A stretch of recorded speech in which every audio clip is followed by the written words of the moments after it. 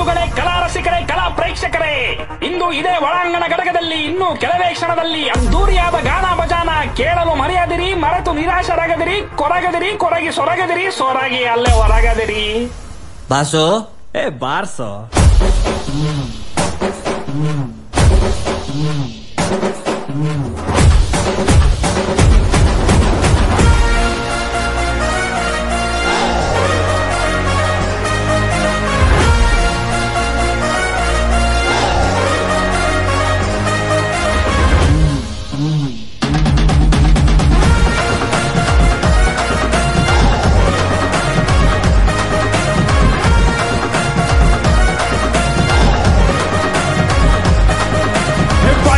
Three four ಸಿಳ್ಳೆ ಹೊಡೆ, ವೀರ್ರಾಜ ಬಂದಾಯ್ತು ಡೊಲ್ಲು ಬಡೆ.